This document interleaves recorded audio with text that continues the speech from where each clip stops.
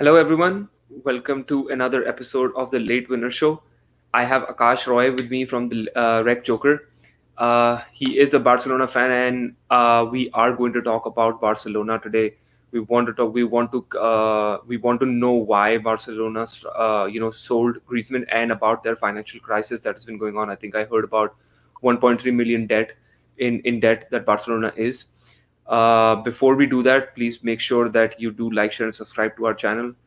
Links are in the description below. Please go and follow us on Twitter and Instagram as well, and also follow Akash Roy at the 𝗕𝗃𝗃𝗃𝗃 on Twitter as well and Instagram to know more about more content about Barcelona and Leicester City that he's a fan of.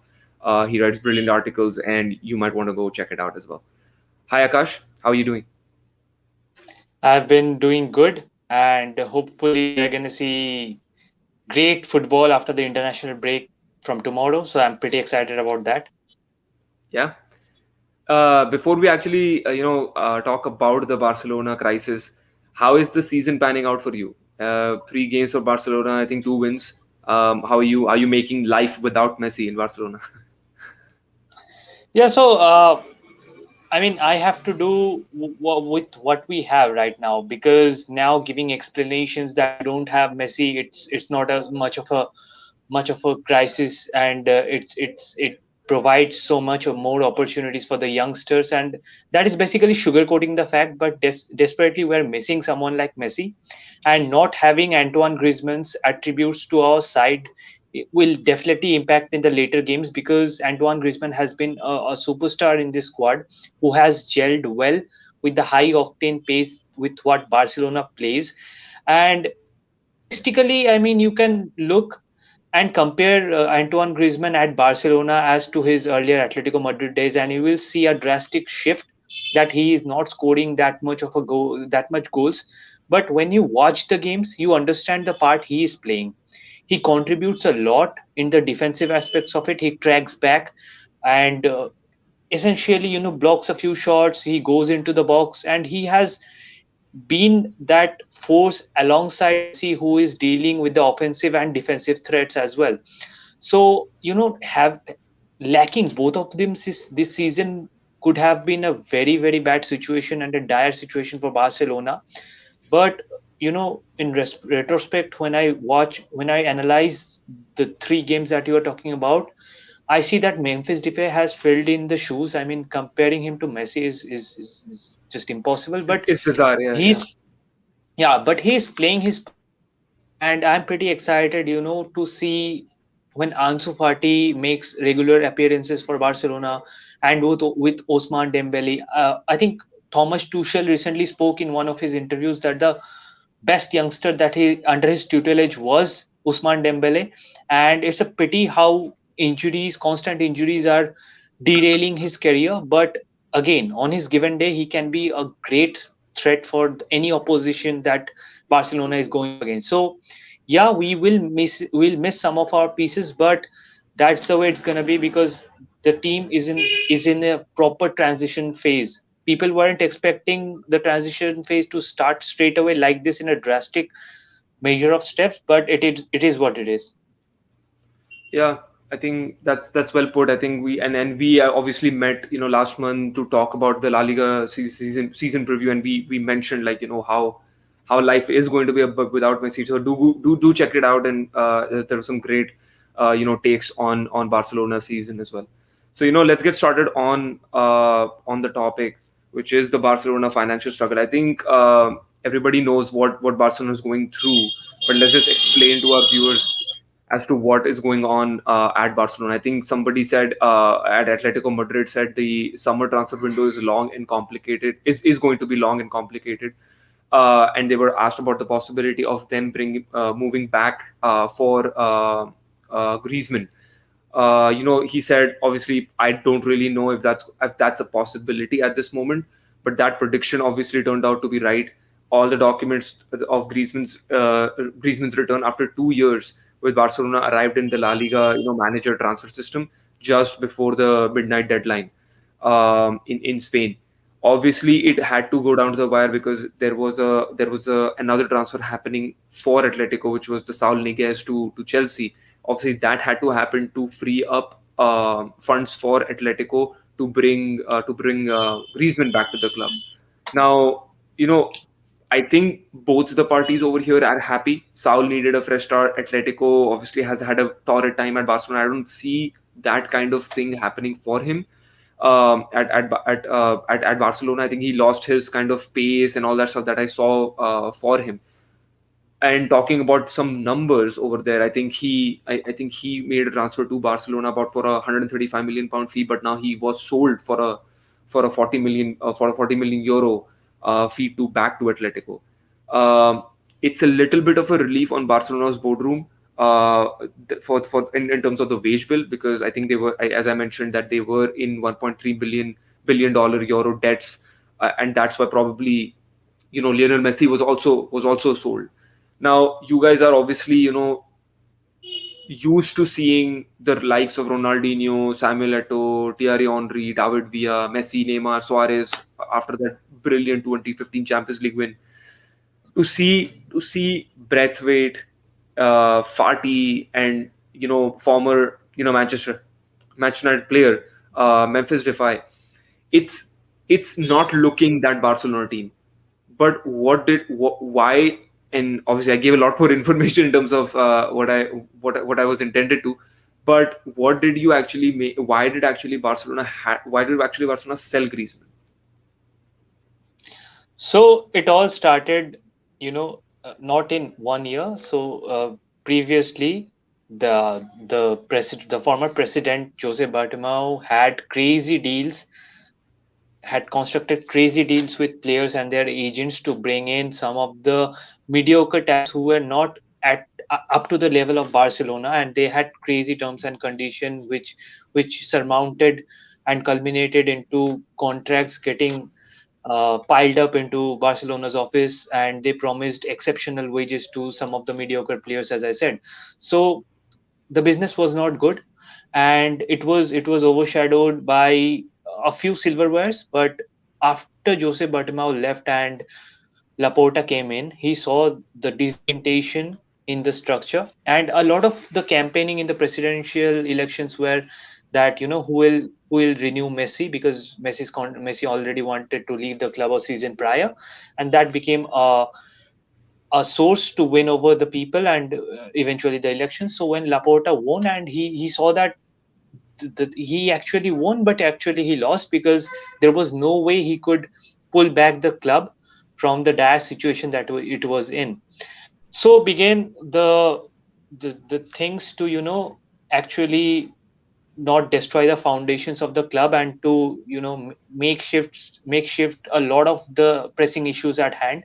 The first and foremost was that they could not agree with La Liga's financial fair play rules, and already their wage bill was way above the limit that it was supposed to. And often these big teams get a lot of relaxation time. La Liga wasn't bending down. So 𝗲𝗲𝗪𝗏 had to reduce the wage bill to 70% of their total earnings, and currently it's at 80%. So you can see how much of a sacrifice he had to make and lose the value of Barcelona in as a business side, as a business club. So that happened. When you lose Messi, you lose your social media approach, you lose your reachability to different parts of the world, and Messi is a big name. So they lost that, and in one of the crazy moves to PSG, they didn't get any money from the deal as he was already out of contract. So that was really painful for Barcelona to leave one of the greatest footballer on the planet for free. And then I remember that David De Gea deal a few years ago when he was going to Real Madrid, and that fax paper didn't work out. And then you see the Amazon documentary, you see how Dan James's transfer deadline day deal didn't pan out. And those are the adrenaline rush moments in the transfer deadline day. And I get pretty excited for it.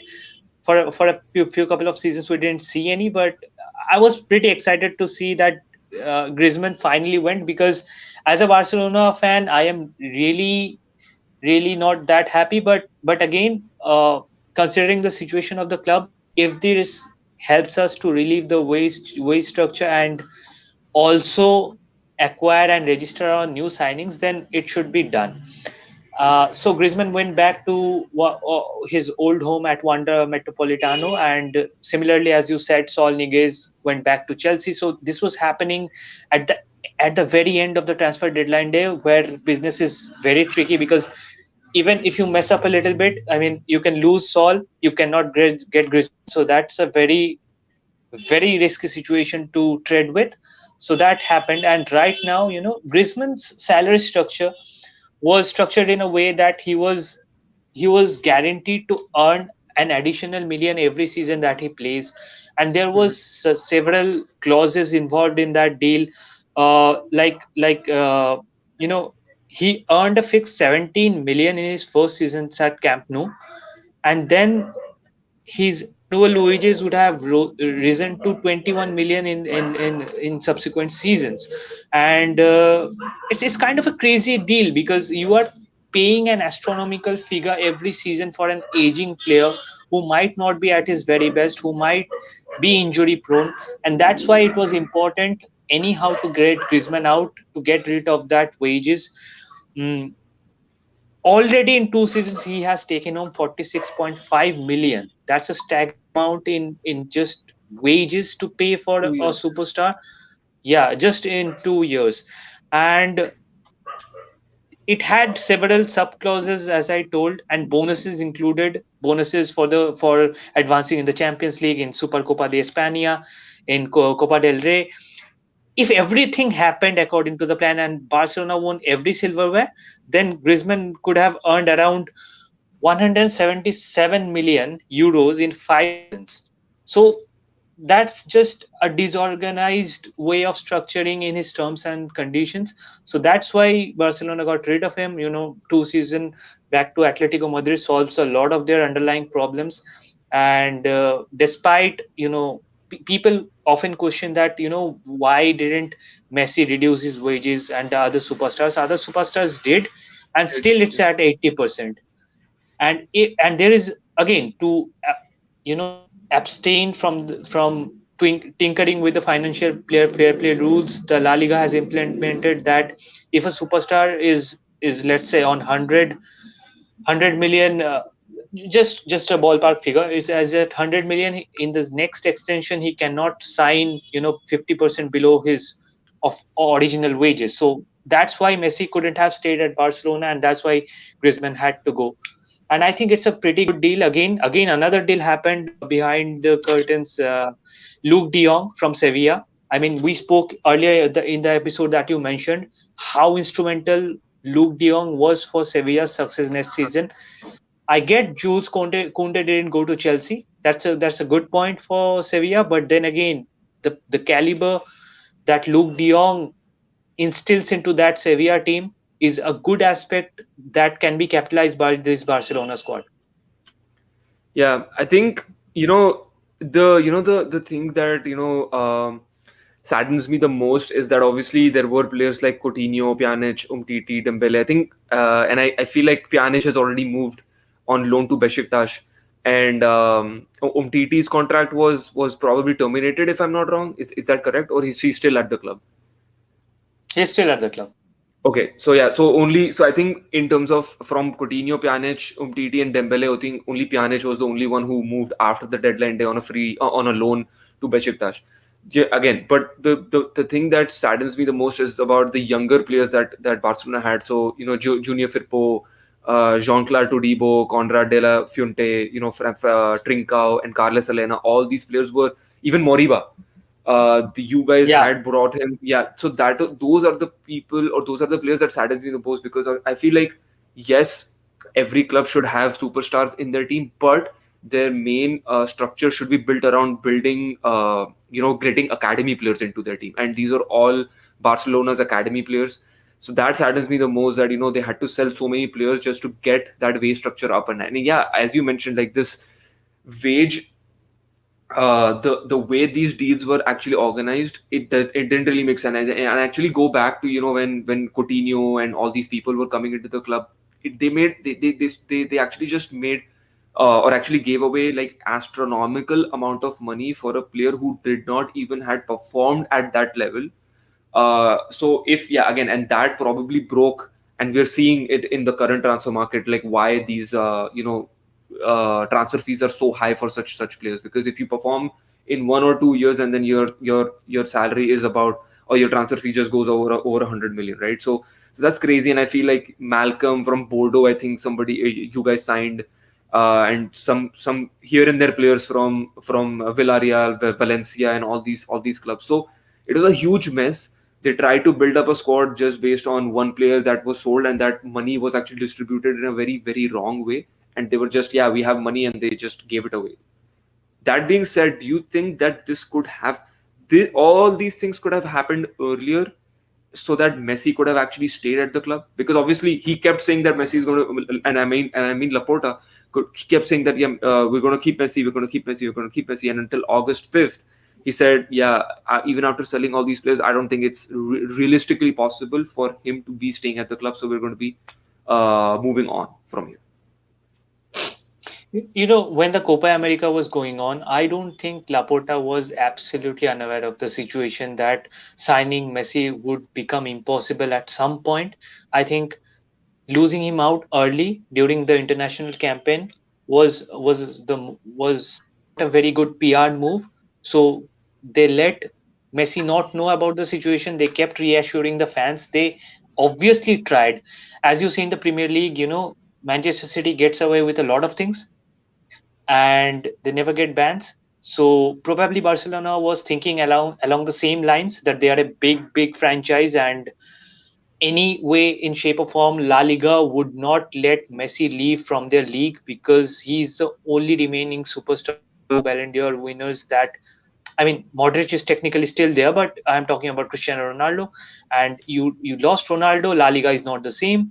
And it I think he felt that he felt overconfident that La Liga would be too stupid to let Messi leave to another league where he can help them grow. And potentially there were only two suitors, PSG or Manchester City. So either way, Premier League is already popular. What if he goes to PSG? PSG has already been the finalists and semi-finalists in these competitions, so they are a very good side. Would you lose your best player to another competitive league where they can eventually defeat you in the Champions League? So I thought Laporta was thinking some way uh, a, a thing could prosper from where he could derive all the ways and nitty gritties to secure Messi and to tinker around the lines of the financial fair play, but that eventually didn't happen, and they realized it. And of course, then you saw the drama that was created around Camp Nou. Yeah. I think that does it. I think you gave us a lot of really good explanation on why this was actually happened. I think obviously it's been a very long and complicated summer for Barcelona's board, and obviously their fans as well. Financial reality obviously is something that like Barcelona fans have to make sure that they get it there into their they get it into their brains. Probably this pain is going to continue for a long while. It's not going to be over. I think, as I mentioned again and again, that they are under 1.3 billion dollars of 1.3 billion euros of debt, so it's not going to go overnight. Hopefully, and thankfully they were able to register the players that they got this summer. So Aguero, and I think Aguero was also registered into the Barcelona system on deadline day after all that moves that happened. So that's at least a good sign that he was able to he was able to register. So that being said, I Absolutely. think let's conclude our podcast here. Thank you again for joining and explaining the Barcelona situation and what happened to that transfer between Atletico and Barcelona for Griezmann. Before we log out, please make sure that you like, share, and subscribe to the Late Winner Show. Do follow us on Twitter and Instagram. Hit the like button. It definitely helps us with the algorithm. And we're doing some really, really good Champions League previews with a lot of other fans in around the world.